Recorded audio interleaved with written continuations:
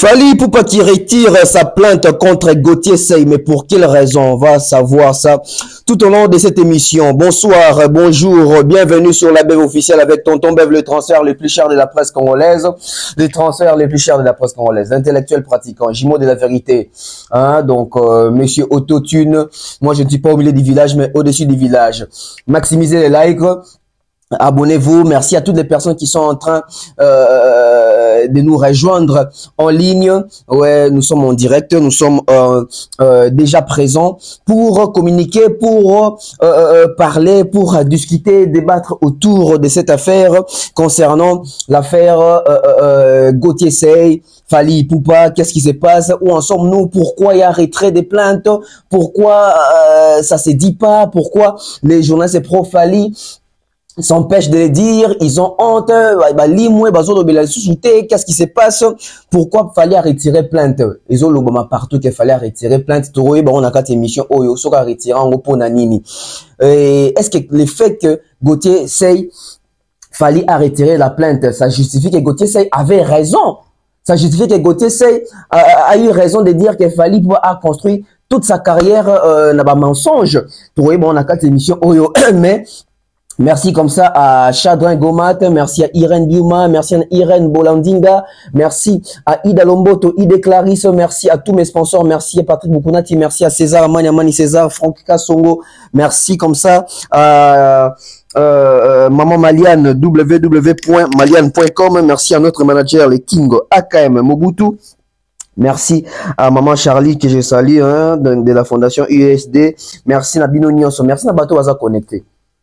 Mesdames et messieurs, l'air est grave. Mesdames et messieurs, il faut remettre Milo Konanzela, il faut remettre les trains en marche. Nous devons marcher correctement. Nous devons comprendre les choses.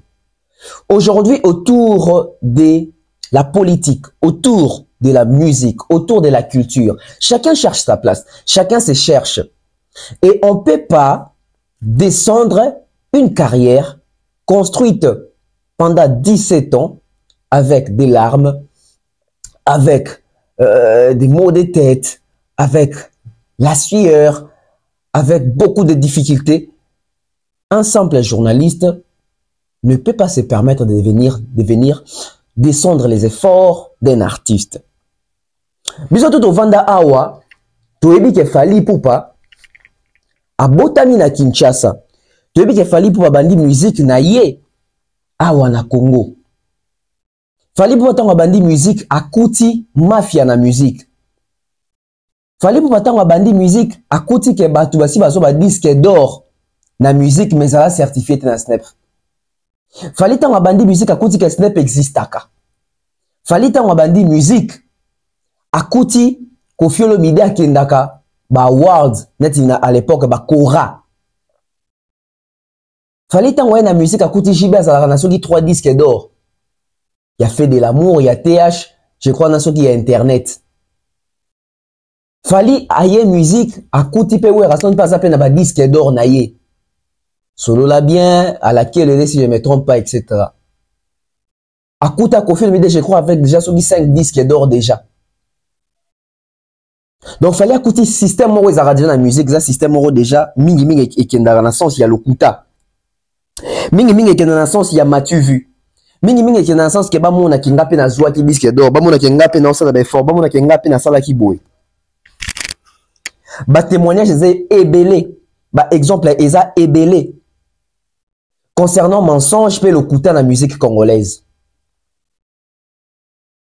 Mais pour na batu, pour na Gauthier Seye, mutu e komema Lokuta na musique congolaise eza Fally Ipupa. Si il faut pas tout naie. Fally Ipupa Lokuta oya qui komema na musique congolaise. Donc avant Lokuta mo resala matenyo sezala ki ya solo. Point d'interrogation. Mais là on se déranger biso makasi na kati ya dossier o ezali incompréhension na désinformation. Les personnes qui sont censées informer les gens avec des informations dignes.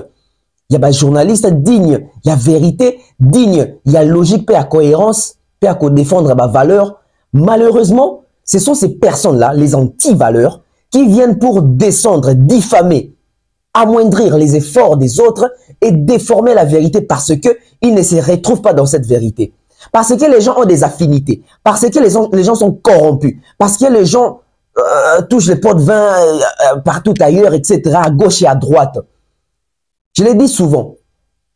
Les personnes qui sont habituées à la corruption pensent que tout le monde réussit grâce à la corruption. Non, c'est faux. Les gens ne réussissent pas seulement grâce à la corruption.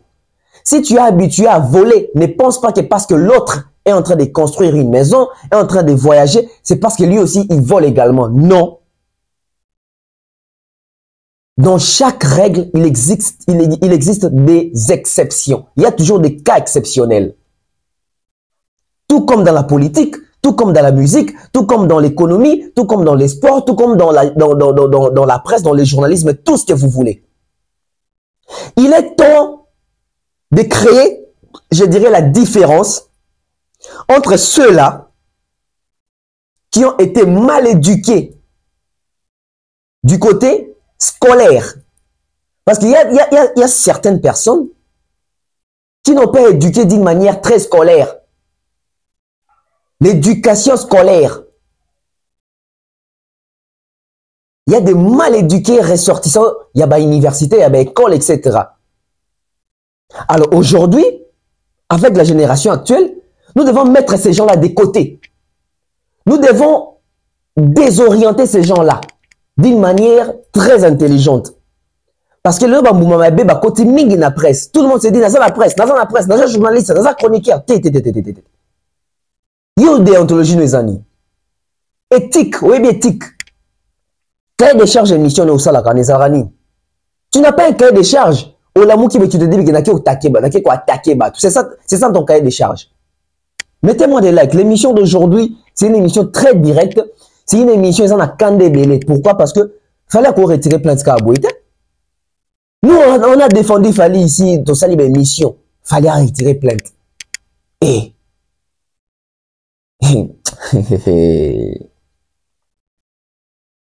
les dossiers Gauthier Sey. Gauthier Sey est allé chez Bosson en politique pour confirmer, affirmer. Je dis bien pour confirmer, affirmer. Il a même réitéré ses propos. Je réitère, etc. Que Fali Poupa a bâti sa carrière n'a pas mensonge. Que Fali Poupa n'a jamais eu un disque d'or certifié dans Snap. Que Fali Poupa n'avait jamais été contacté par Vivendi. Alors bien, on a bossé dans la politique avec acharnement, avec confirmation, avec affirmation, avec assurance. Il y a un moment où on a la question. Qui est derrière Gauthier Sey? Qui sont derrière Gauthier Sey? Qui veulent la peau de Fali? Qui veulent faire tomber la tête de Fali? Les détracteurs de Fali Poupa se sont ralliés à la cause de Gauthier Sey pour diffamer, descendre, humilier, choquer Fali Poupa. Déstabiliser moralement, psychologiquement, image naïe, carrière naïe et beba. Dans le bango qui complot au ebanda lelote, complot ebanda kala. Complot ebanda kala. Surtout même dans l'histoire et makamu ya Niki mais comment que maman va se mobiliser quand on ça la marche na biso to ken devant soki snap soki fnac soki nini wana boy pour kaka image a Fali beba. Donc on voit que ce sont les personnes qui sont en train de réaliser que musicalement parlant c'est difficile de faire tomber Fali. Musicalement parlant, c'est difficile. C'est très moté Mamabé. Musicalement parlant, c'est impossible de faire tomber Fali Poupa. Il s'est implanté dans l'émission Ndenge Moro Bwana Idete. Implantation Moro ya Ndenge Moro Bwana Idete.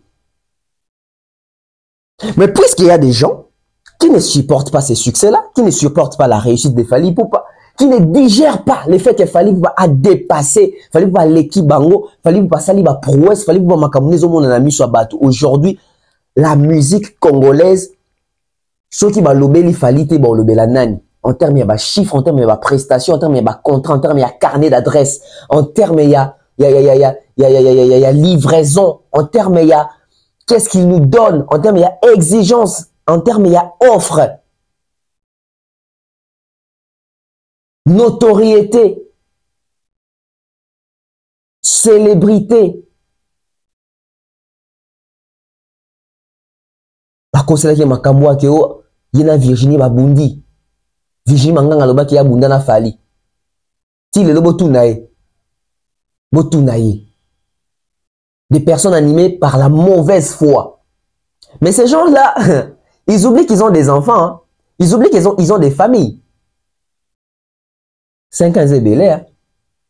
5 ans, ils sont belés. Gauthier, c'est allé qui a sali légation, diffamation, etc. Système sur quoi Zagini? Ou la stratégie. Bon, il fallait pour pas qu'il parate, il ne parlait pas, donc on peut tout dire de lui, il va pas réagir, Kakipaka Kokolo. C'était ça le système. C'était ça la stratégie. Bota la bien. La majorité de bateaux, quand la Gauthier, c'est des problèmes, bando le bani ba mission à baron. Mais il fallait le bakaza mutaka ki paka kokolo. Ah, le kola boyeba ki raza mutaka ki paka kokolo ne bolinga ki bo profiter. Bo sambwe. Donc même Gauthier, c'est moi à comprendre que ni etina ki ko loba na TV, ti comme le niveau qui va porter plainte. Le même yé moko ba émission so ko ka sala te ko bima et comme il est pas si akolo le rôle prisonnier moko boye na kati anda ko avant ko tuba sambisa e. Mais après, on ne peut pas accepter que Fali pour se retirer sa plainte. Biso dab ko tout loba ki on a de mer na Thierry Momba tout ça dans l'émission, je crois que c'est na plateau à Thierry Toba que ce qu'il fallait mais qui ko retirer plainte, biso dab to s'en charger na ye. Parce que biso to ça parmi bateau, il fallait aller carnaté fait pour le bakina soit qui disque d'or. Fallait les carnaté fait pour le bakina c'est qui na Vivendi. Fallait les carnaté fait pour le bakina construire carrière na lokuta to na bosolo. Ils a biso ba chroniqueur ba journaliste tout ça ba investigation to avoir information na biso na ba source. Tout toujours lobelango bateau pesango bateau de crédibilité na biso pesa en jeu.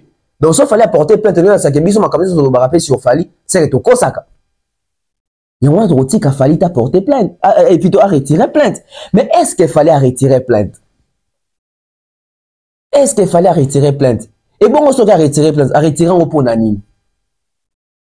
Fallait retirer plainte car rapport à mon moto. Ah, évidemment, qu'il y a un problème. Parce que mon déjà justice dans qui est dans sens il y a Gauthier c'est. Tout fallait retirer plainte parce qu'il fallait que Gauthier c'est a ba preuve sur la bimission on a Sambwe. Pourquoi fallait retirer sa plainte? Gauthier c'est a-t-il raison? Gauthier c'est a-t-il des preuves? Il fallait éviter que Gauthier c'est la possession des gens n'a pas preuve. Parce que Gauthier a eu toute une équipe ou a toute une équipe au Bakina concerne l'investigation. Ils en ont Vivendi, ils en ont Snap. Ils en ont document, ils en ont élément où à quoi il s'est là fallait pour pas. Mais Gauthier c'est assez gentil. Gauthier c'est assez gentil. Gauthier c'est malgré ça n'a élément n'a pas preuve que quoi ça fallait pour mais si c'est quoi ça brandir yangote. Il est très gentil. Donc, Gauthier, c'est à tirer les fallait tant qu'il fallait à se ressaisir, il fallait mon enquête, n'a quoi, y'a pas n'a pas que ça rama kambango. C'est ça qui va te sous mais à publier en haut, et ça m'a mis ma preuve qu'on a fallu à Sambwe. Mais Gauthier, il a ce cœur-là, il y a compassion. À un cœur où on a monté à malade, on peut exposer Fali pour. Il fallait réaliser que Gauthier, c'est un azan, il a raison, à boire quoi il s'en a. Ah, n'a retiré à plein temps. Ou alors si c'est pas ça, peut-être qu'il fallait montrer que bon, Gauthier c'est un oiseau qui n'a pas preuve. Et le Ngolanga est l'autre côté, et le Bakisanga est l'autre côté, qui a gagné pour ça, on a perdu pour ça, on a retiré dans la plainte, on a les canaux Makambo, on a préparé comme ça, on a ramené. Parce que bah Dongolomi souvent c'est belé dans Makambo, surtout bah ça si ma Gauthier c'est. Bah détracteur baza est belé. Bah détracteur baza est belé. Mais pour les choses c'est que dossier est comme compliqué. Ils sont comme flou. Et là, quand tu compliques, ils sont comme flou. Tous en a procès. Gauthier c'est allé qui n'a pas sali sortie médiatique, ceux qui n'ont internet. Koloba kende na naza kutu awa Israël mutombo en France pour akende. Ko tuna, ko se renseigner. Kala mingi te akoya na ba preuve awa. Qu'il fallait pour pas jamais disque d'or na Snap. Qu'il fallait pour signer jamais dans Vivendi et pour confirmer que a construit sa carrière dans l'Okuta. Tout mis toute la question, comment est-ce que Israël, Gauthier était au courant qu'Israël a acquis Makambouana? Est-ce que les camps des Fali Babek Israël a acquis Makambouana? Israël Moutouma s'est retrouvé dans Poto, on a tout le monde devant Vivendi, vidéo à Snap de terre au monde à tête il Israël Moutombo qui nous dit que Bako c'est la Ramukololi Kambouté, etc., les fans agités, tout ça. Tozoya na ba preuve. Nga oliboso di Vivendi na keko kota kuna zoya la bino ba preuve. Dans 6 jours. nazoya kuna moto epela sango aloba. Entre-temps, Gauthier c'est une équipe qui a déjà dérogation à 2 semaines. Dérogation à 2 semaines et Koki Boy, sango azonga Kinshasa, depuis sango azonga Kinshasa. Mesdames et messieurs, soyons sérieux. Sango a promis qu'il allait revenir ici avec des preuves. Mais Sango est revenu et il s'est tué. Sango est passé à autre chose. Sango n'a pas honoré sa promesse. Tout le monde Sango peut construire carrière journalistique dans Lokuta. Tout le babongo. Tout le babongo te. Mais pour Nanini, si Siko depuis la Kabicho sur le bâti. Sango est revenu à Kinshasa pour dire que oh non, celui dans le lobby qui fali, a une raison qui a signé qui pendant qu'il baye billet, badwa le bâti, na côté il fali dans warrior. Ce qui qu'il fallait signer qui était bon le baquet, na contre fali na muta Gauthier, c'était la vérité n'a pas d'amis, la vérité n'a pas de camp. Et les journalistes n'ont pas d'amis. Yo moko sango lo bango.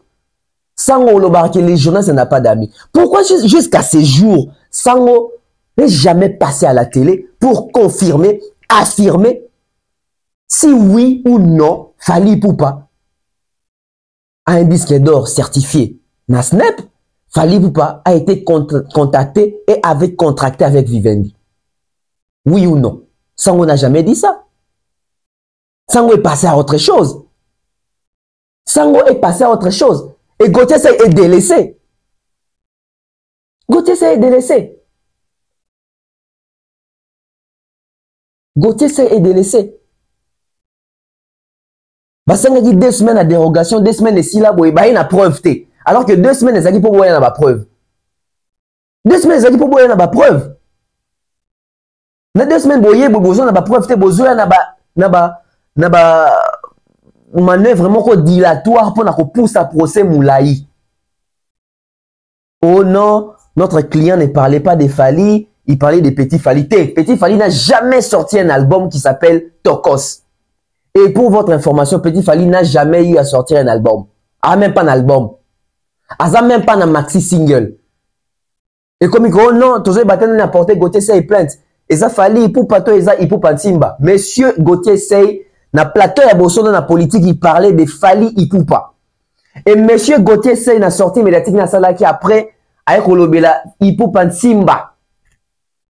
Et bah, journaliste, on va penser qu'il fallait pour 72 heures, ceux qui va kenda ou puis bah, sous bah, candidat député va postuler, bah, ça m'a Gauthier Sey. Tant on va mettre Fally en garde pour fallait retirer, bah, bengaye Faustin Ipupa Simba. Alors que Faustin, c'est le défunt papa de Fally Ipupa. Fally ne s'appelle pas Faustin. Donc, vous avez côté dans ma caméra, au boye, les tenants et les aboutissants, boye, na binoté. Parce que vous, à la manière, à la lieu où vont les choses, on va commencer à vous traiter comme des cochons et des lapins. Parce que les cochons et les lapins, il faut moi chicote, moi qu'on dans la brutalité. Il faut vous informer maintenant avec brutalité. Parce que les gens ne veulent pas comprendre. Les gens font semblant. Les gens sont au courant. Les gens les savent. Les gens connaissent la vérité. Mais veulent maquiller cette vérité-là. Face à quel peuple? À ces peuples Oyo. Bah après, il y a gobé sur le kuta baby sarabaron. Sans pour autant vérifier, faire des recherches. Les autres téléphones, les alliés Android, les alliés Mundela et Dabiso. Bêta na snap comme Fally Bimawana. Bêta na snap comme Fally Bimawana. Les personnes qui disent que bota sika bat bazaka intelligente ya. Bota sika bat basala effort yo comme bazoba. Na lo bango congolais pensa parmi bateau donc na mokili ala moki babinga le faut mona nga zoba. Ils ont mawa. Comment Fally pour avoir un disque d'or, il y a le Kuta na Snap, mais Fally pour avoir un disque, un single d'or, il y a Bouba, il y a Aya Nakamura. Single d'or, ils allaient. Wana bolo barate, wana bossé une investigation, de bossé ça solo toi le Kuta. Comment wana bozo mon envoyé à solo, mais disque d'or, vous digérer à moitié. Car na Snap wana. Car na Snap wana. Non, mais soyez intelligents. Élevons les débats, je l'ai dit toujours.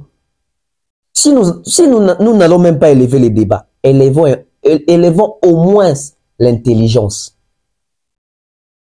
Que chacun puisse développer sa capacité intellectuelle. Les gens ne veulent pas réfléchir. Les gens ne veulent pas réfléchir. Et aujourd'hui, vous faites des publications n'importe comment, que Fally Ipupa y a retiré sa plainte, etc. D'où sortez-vous cette information? Namoni, ndeko moko wana otanga comme on a été publié, bozomona sûrement la publication comme on a yango wana. Que non, Fally Ipupa a retiré plainte, a bangi Gauthier Sey, etc. Malgré plainte, on va retirer, mais bah journaliste pro Fally, naïmo Fally Ipupa silence radio bazo le belo romoroté. Cité même comme moi mon bail, etc.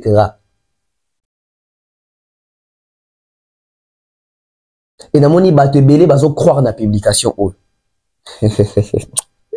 En fait, il y a un problème. Je vous confirme ici. Fally n'a pas retiré sa plainte. Fally ne va pas retirer sa plainte. Oubliez ça. Je me répète. L'artiste musicien philanthrope légende Fally Ipupa ne va pas retirer sa plainte. La plainte est maintenue. La décision de Fally est maintenue. L'équipe de Fally reste ferme. Les avocats de Fally sont décidés et déterminés d'aller jusqu'au bout avec cette affaire. Je vous avais dit ça lors d'une émission que j'avais fait dans le Fally et son équipe sont déterminés d'aller jusqu'au bout. Et les gens veulent créer la diversion et la distraction. Parce qu'ils sont financés, ils sont payés, ils sont corrompus par des personnes de mauvaise foi, de très mauvaise foi. De très mauvaise foi.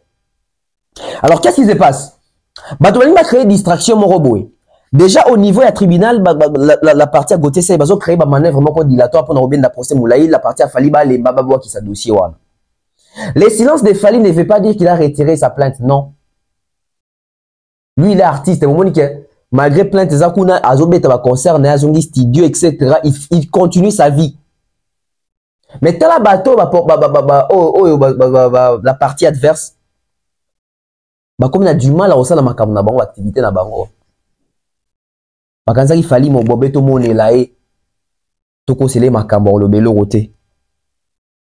Singa kangi bango na kingo. Pardonnez ni basenga en privé. Fallait aboyi pardon. Supplication ni yagité. Fallait aboyi ba supplication. Compassion, oh, quelle les athées. Donc, je vous confirme ici que la plainte est Zakaka. Fallait retirer plainte T. Bande commencer à avoir un appel. Au dossier qui est appelé, à l'affaire qui est un appel, etc. Tout ça. Et c'est sous 10 jours ou 2 semaines. Et Koka qui mardi. L'autre a jeudi. Mardi, Oyo. Il s'est passé des choses. Hein. Il s'est passé des choses. Et la partie de Fally pour Babaotika, la professionnelle, malgré qu'il s'est passé des choses mardi, bah lobby en côté, bah faire fouiller en côté, bah communiquer. Tout ça, mission Morongaina demeure Niangi. Oto Senga Koutuna, l'honorable, les futurs et les fistons coloqués. Tobi, à part sortir au salaire jour, au salaire procès à Libosoana, Koloba sous-souté parce que, bah détracté, bah Lukasko, bah élément, ma cabo, bino, depuis jour, on a au moins appelé que, moi, Kolobate Zaraz. Et comment est-ce qu'on a, dans le sens, il y a professionnalisme. Piston Koloki est resté très professionnel. Mardi, au Makambo les Kaki. Mardi, au Elekiawa. Makambo les Kaki. Mais bah, si binote. La partie à Gauthier Sey. Makambo les Kaki mardi. Qui est venu parler? Moutouté, hein? Israël Moutomba Kota sous Makambo, parce qu'il a compris. Yemo Raibi Okutanagi na Mokuna. Yemo Raibi Makamoni Baibi Saki Ekuna. Alors, Nabi Sarabino qui va stratégie et qu'on se mettre en place. C'est quoi? En fait, bien spécial. Je n'appelle ça la prophétie n'angawana. Je n'appelle ça la prédiction n'anga makamo et ko salama. Et salama tu salama te makamo belé salama ra. D'habitude salama te parce que na dénonce ça. C'est quoi? Et là c'est que ça ngezani. Batos ko bamitu na ah. So ba mikolo bamitu na Petio na zo makambo ngwa. Mutu mo azara te beteke li solo. Bande one bazara te ah. Petio ngo andoki. Yo master ngo. Bilo ngo yoka ngo wapi. Ah. Les mirons des oreilles. Par rapport à la stratégie Moussoussou, Bande ko metaki stratégie moko en place. Il y a qu'à faire distraire Batu. Il y a qu'à semer les doutes na Batu. Et Simba qui poani parce qu'ils ont profité d'un silence à Fali. Bon, le coup là il est silencieux. To profiter to bete le romoro boy eux ko ningisa Batu ba comme se remettre en cause ba kota na contradiction pe na doute entre bango. Fallait retirer eh yango moni bande ko bele warrior to ba komela inga lelo tonto bébé donc Batu ba na moi doute wana moi ko banga wana. Bah réussi ça qui moi stratégie na bango à moitié. Na mito na babino na bouki yango déjà. Pour vous dire que là il était kaka. Mais là monsieur Zanini. Les artistes moko congolais. Ba proye, ba chroniqueur, ba journaliste proye. Ba maniganse loko moko bo parce que ba moni que Nicolo sur la toile, leader na bango aza exposé na ndemo sakanate. Leader na bango abimi amateur na ndemo sakanate. Et bazangi ba argument quoi ko défendre leader na bango parce que leader na bango yemo quoi s'exposer. Alors bani ba créer contre-pied. Contre-pied neza sikozo consisté na nini? Ya ko kosa siko makambo sur Gauthier Sey comme ça ba to ba détourner attention na bango na makambo leader na bango, bazonga na makambo Gauthier Sey. Mettez-moi des likes. Non, c'est ici que baza subabi. Eh, garçon yo. Ah, auta wapi. Undo quitter vous. Ah. Donc bato baza financer. Ba musu ba pesa ba promesse, ba musu ba pesa ba mbongo. Bolo baboye sur dossier Gauthier Sey na Fali pour comme ça bato ba bosa na makambo ya leader na biso, batala siko makambo Gauthier Sey. Stratégie.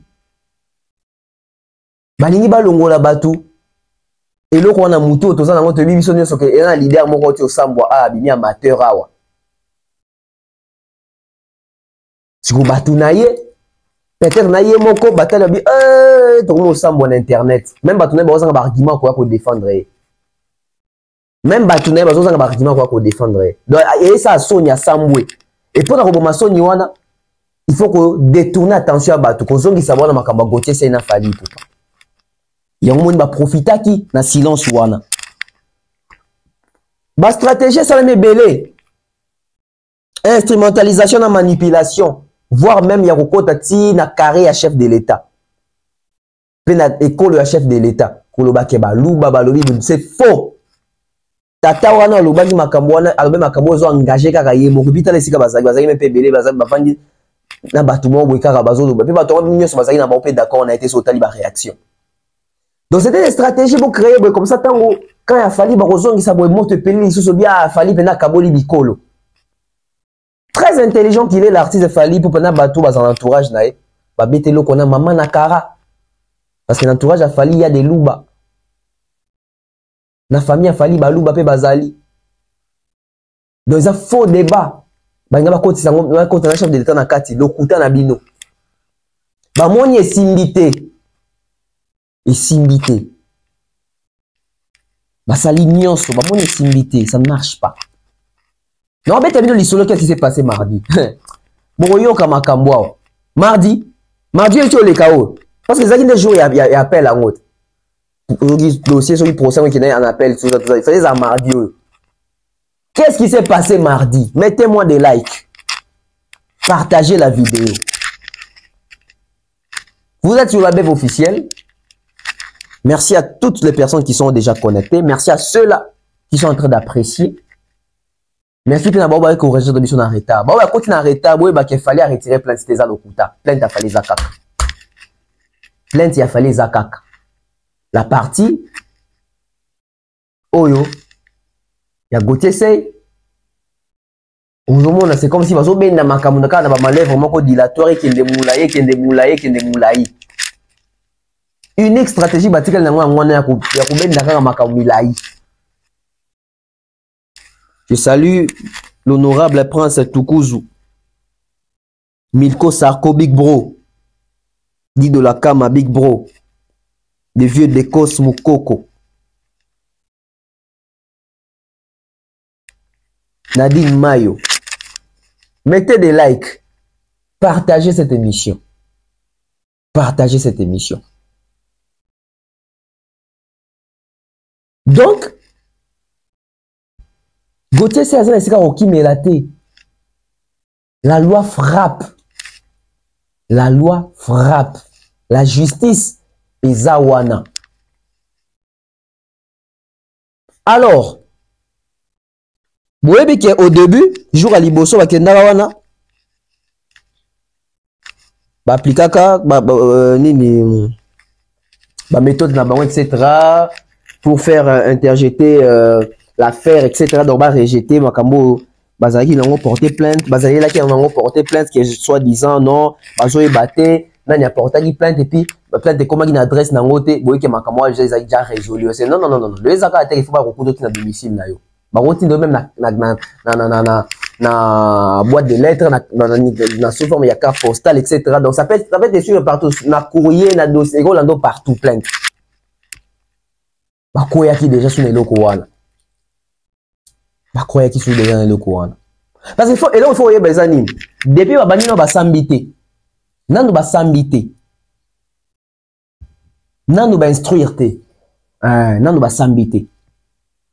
Donc la partie à Gauthier, c'est bazo effort ba éviter que comme on a niveau pe na phase ya kokota na kati ya dossier parce que la justice, les juges nanu ba koti na kati ya dossier te.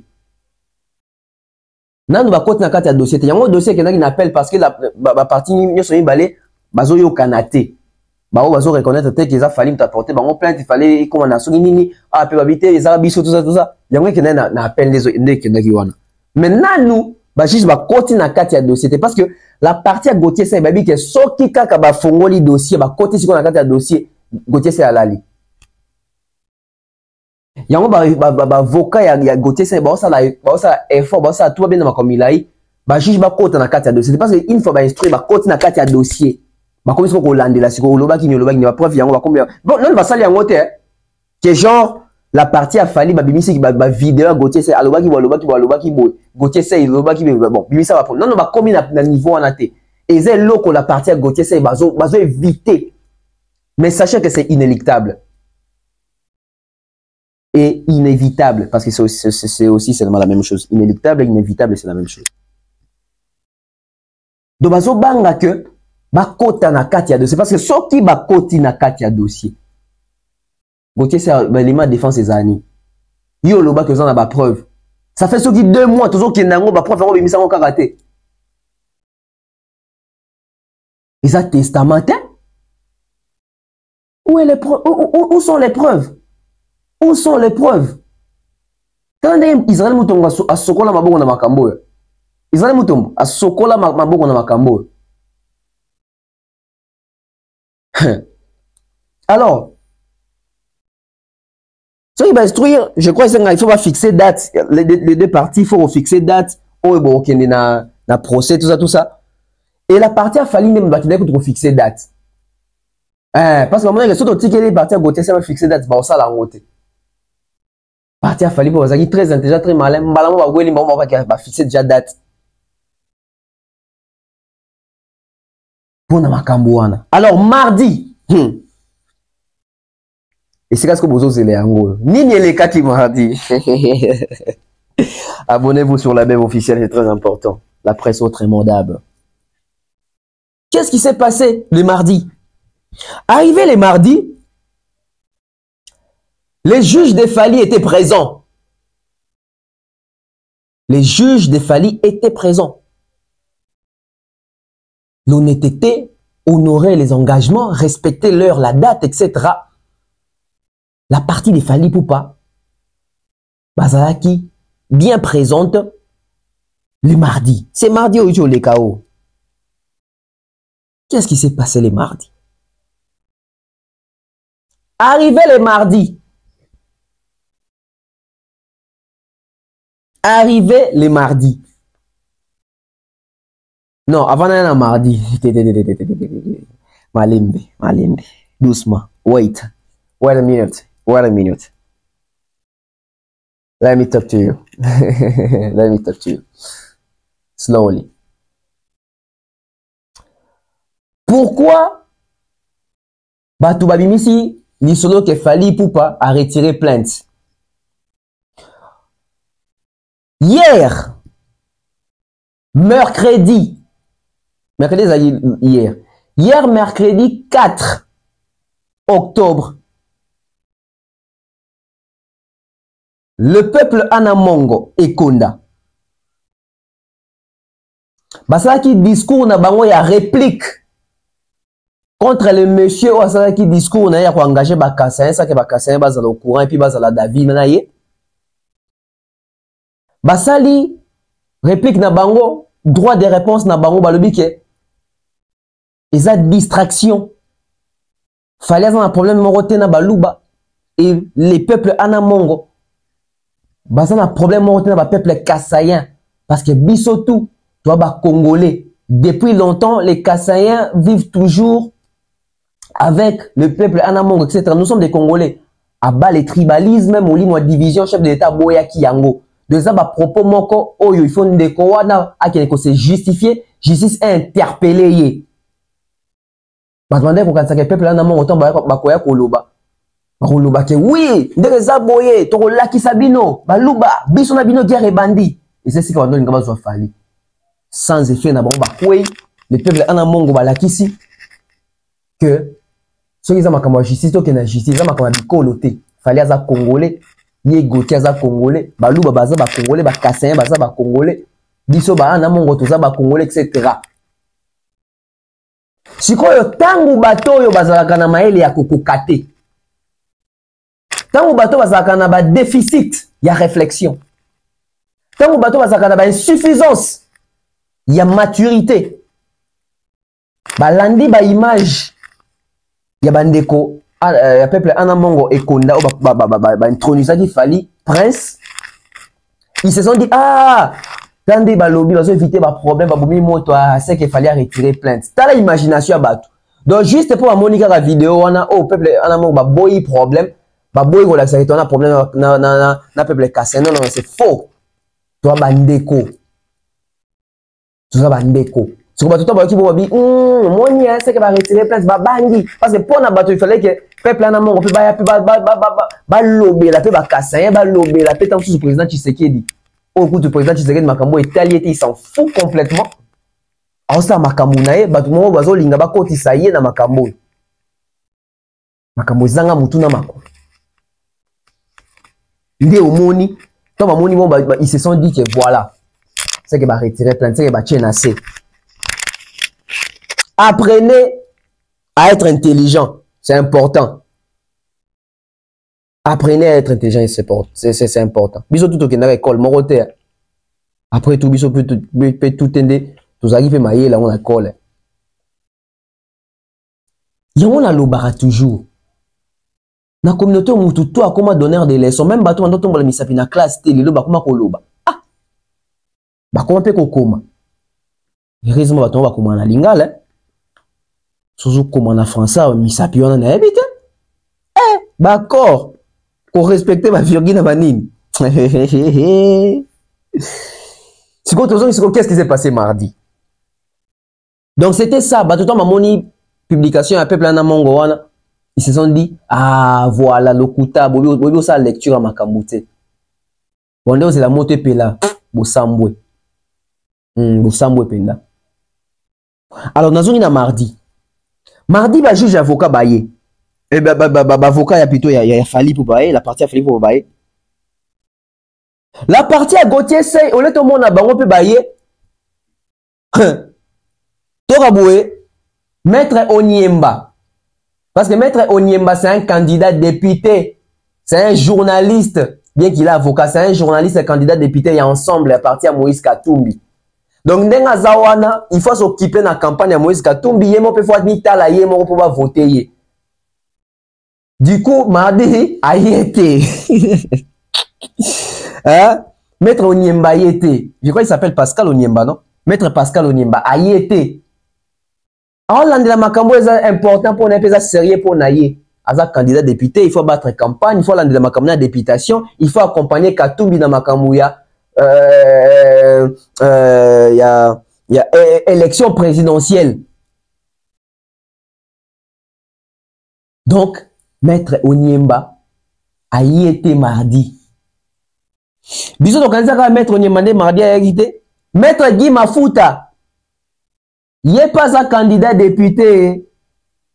Je crois à un candidat député d'un côté à Kassai, si je ne me trompe pas. Il est faut aller la Makamounaï, il faut battre campagne, il faut préparer ma Makamounaï. Maître Guy Mafuta Kabongo, lui aussi a y été mardi. Raison, oh, il est malade. Il est malade.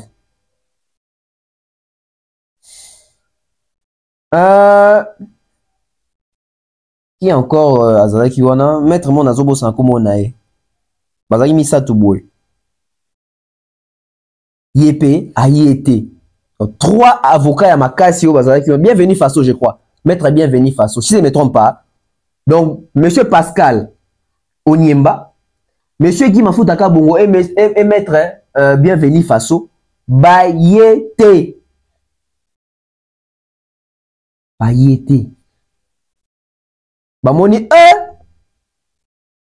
mutamutazo dukana makamuna ye mutamutazo candidat mutamutazo dukana makamuna ya députation kuna makamba gotier se yoyo ba jour ngozo kene mbangu boye calendrier bazo triquer yango te ba horloge bazo balono ba iguite pa bana na ndako comment même makambo zo kene mbangu boye et bon bazaki na c'était que des avocats presque représentants bazo na poité bazaki ka wana et ba ye kosenga ba pesa bango sur une semaine. Basengi sous une semaine. Toujours dans cette stratégie, il y a comme une manœuvre dilatoire, il y a benda makambu milai pour la partie à Fali Balemba. Partie à Fali pe bazal loko la bolimbi sangai mais ba sa makambu loko la lapin, bali ko lemba te ba kotika te ba bi ba kotika te, ba continue. La partie de Fali pour biga ata bo sengi 2 ans. Tozao. Tozana bino. Dans le cabinet image à Fiston Kolokia Lobaka, il n'y aura aucune négociation, il n'y aura pas de négociation. Nous allons jusqu'au bout. Depuis Lobara Bongo, si les on comprend qu'il fallait pour baza déterminer au Ketinabou, il y a laver image et artiste fallait pour pas. De côté c'est mon kondia ba preuve détenteur ba preuve wapi. Mon kondia ba preuve détenteur ba preuve wapi. Donc c'est ça qui s'est passé le mardi. Maître Guy Mafuta malade. Maître bienvenu Faso. Raison et absence nae. Et banité. Maître Pascal Onyemba. Azola de makamuna bango kuna ensemble etc. Il faut bon clair na makamuna élection. Entre temps où est Gauthier Sey. Lui qui l'avait déclaré. Tengai pona il faut fali pa ya le quoi fali alinko ya tenga pe na koya lisusuté. Il faut quoi prendre de Gauthier Sey qui dans les jours à venir, Barokende ko zoaye siko des forces. Barokende ko zoaye siko des forces. Les stratégies multipliées na quand Gauthier Sey a permis comme ko c'est vidé comme ko si là. On peut savoir nos 3 stratégies où la partie a fallu pour bâtir en place. Où ils ont une barrière. Stratégie à Liboso. Non, pour des raisons professionnelles, je ne vais pas dire ça. Mais, bozomo na makambo yawa, boromo na makambo yawa, kalateawa, boromo na makambo yawa, kalate. Aboyi na ngako lobangwa. Ne m'appelez pas aussi en privé, tono bevye bisanga na privé te bozela. Makambo. Sorry. Makambo ezo yawa. Makambo ezo yawa. Et ça doit servir de leçon à battre belé. Dans cette émission, ça pour démentir la fausse information les autres circulé qu'il fallait retirer sa plainte. Fali n'a pas retiré sa plainte et il ne veut pas retirer sa plainte jusqu'au bout. Il n'y aura pas de négociation. Il n'y aura pas de négociation. Monsieur Gauthier Sey a dit que Fali a menti, Fali est un menteur, Fali Poupa n'a pas un disque d'or certifié par les SNEP, Fali Poupa n'a pas été contacté par Vivendi, etc. Il doit les prouver, il doit les démontrer. Et ce que j'aime avec la justice congolaise, bah, c'est DPT. Hein. Parce que la prochaine étape, oh, Mouna Sabino, la prochaine étape,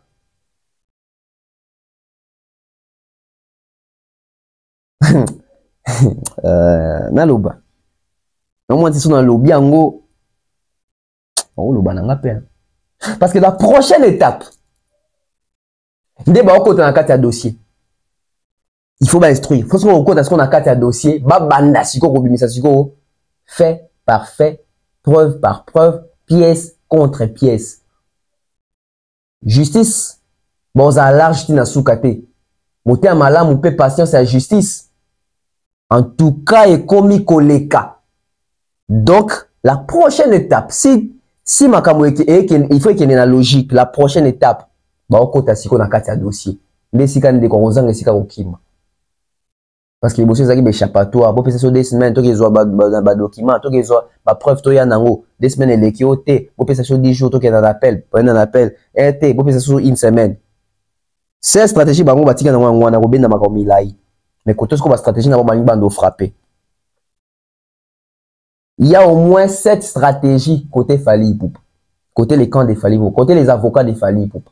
Il y a au moins 7 stratégies. Et ces stratégies-là, sont appliquées en haut. Autant qu'on va appliquer en haut. Ils ont bien mingité pour Nandeko. Ils ont bien mingité pour Nandeko. Donc, mardi, tout la mouise y a Zaza. Mardi, en tout cas, c'était chaud là-bas. Explication et qu'ils ont dit.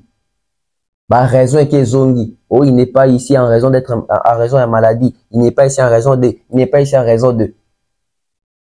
Vous voyez maintenant, vous voyez vraiment M. Pascal Onyemba continuer Makambo. M. Pascal Onyemba est député, hein, et il va postuler à la députation. Hein. Il doit communiquer, il doit parler à ses électeurs, etc. Il doit sensibiliser, mobiliser, hein, pour être voté. Hein. Et aussi, son président a parti, M. Moïse Katumbi, il y a ensemble. Bah, n'a pas processus électoral, n'a pas Maître Guy Mafuta, pareil. Il doit s'occuper dans Makambo, bah, élection, etc. Ils n'ont pas le temps de perdre de comme Gauthier, c'est, hein. Oh, bah, on va voir, parce que faut l'obéir au moko. Monsieur Onyemana, monsieur Pascal, monsieur bienvenue façon. Bon bah na problème à ta mon côté. Bon ça ka musa na bango qui a ko défendre client na bango. Mais bazana te ke ba kuma ke réputation na bango ko non. Bango ba sa musa na bango ya ba avocat. Monsieur Gauthier ça inde sikoyo. Problème ça likolo na ye. Parce qu'il faut pas mélanger les choses. Avocat avocat est qu'à défendre client a gagné, client a bien molong, il a défendre client. C'est ça le rôle d'un avocat. Guy Mafuta ka bongo, maître Onyemba, maître Guy Faso, baza on a un problème té. Kala kutu doka bana problème té, bazo ke na ba ça ba campagne na ba ba na makambo ba processus électoral, ba fichier électoral makambo na tout. Wana makambo ba hôtel la pena mingi. Na yebi saka bino émission on bi Mouké bo remarquer Gauthier c'est comme Gauthier à la yemo.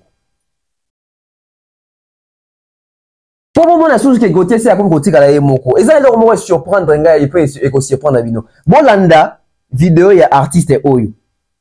Bon tozonga. Il y a journaliste il y a bossa l'effort il y a bossa l'effort lelo busoba Joe Matope nani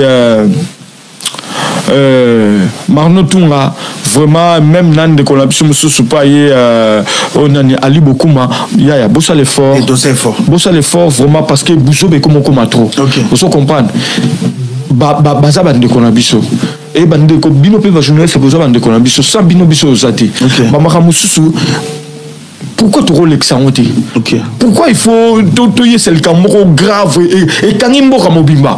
Or que tout ça batu bazo le la kuna na ba nini na ba mboke belé kuna ba est makamo c'est belé otoko yede mu konzamboka. C'est pas chaque fois kaka oh non mutuboye aleki asalaki boy te ataba bio mensonge mais il fait fierté à Congo.